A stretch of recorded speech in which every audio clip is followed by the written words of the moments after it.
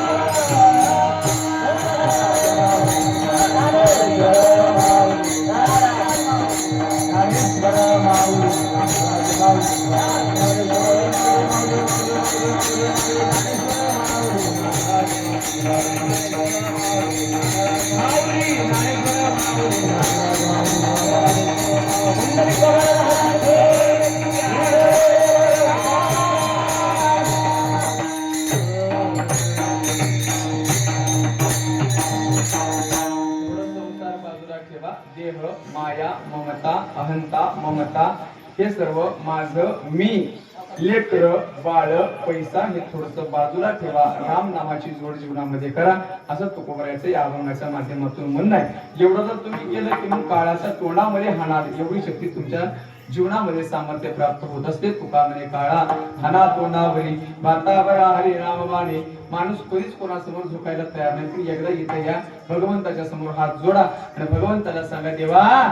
अरे आमच्यापेक्षा तू आम्हाला चांगलं ओळखतो. बरोबर ना? आमच्यापेक्षा तू आम्हाला चांगलं ओळखतो. आम्ही कशी असो आम्ही पापी असेल आम्ही दुष्ट असेल दुराचारी असेल अनाथ असेल अपराधी असेल कसंही असू दे देवा पण आज आम्ही तुझ्या स्वाधीन झालोय आम्ही तुला शरणागत आलोय. आता आमचं तारीसी तरी तारी मारी जवळी अथवा धुळी धरी घाई संसारी अथवा नको असं एकदा तरी भगवंताला प्रार्थना करा. आपल्या जीवनाचं सार्थक करून घ्या असं या अभंगाच्या माध्यमातून तुकोबरायचं म्हणणं आहे. आणि एक सांगायचं देवाला जवळ गेल्याच्या नंतर देवाला म्हणावं आपण सगळ्या जणांनी हमें जो तुम्हारा सारा न मिलता तो भंवर में ही रहते किनारा न मिलता हमें जो तुम्हारा सारा न मिलता तो भंवर में ही रहते मिलता किनारे पे भी तो लहर डुबोती अगर तुम न होते अगर तुम न होते हमें जो तुम्हारा सहारा न मिलता तो खबर में ही रहते किनारा न मिलता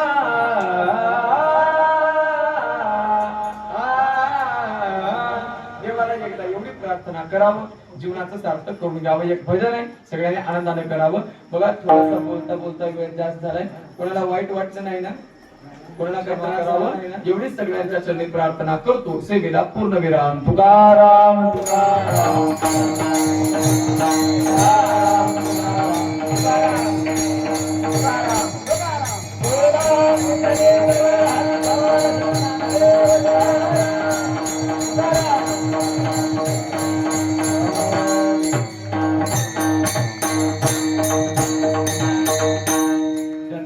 मोबाईल आहे त्याने पटकन मोबाईल बाहेर काढा आणि जे सबस्क्राईब वगैरे केलेले नसतील त्यांच्या चॅनलला सबस्क्राईब वगैरे करून घ्या माझ्याही चॅनलवर मी तर माझ्या चॅनल म्हणजे माझं इंस्टाग्रामचं आयडी आहे सगळ्यांची इंस्टाग्रामची आयडी असते पण शॉर्ट व्हिडिओ किंवा आणि ते गायनाचे वगैरे सगळे व्हिडिओ मी त्या इंस्टाग्रामवर अपलोड करत असतो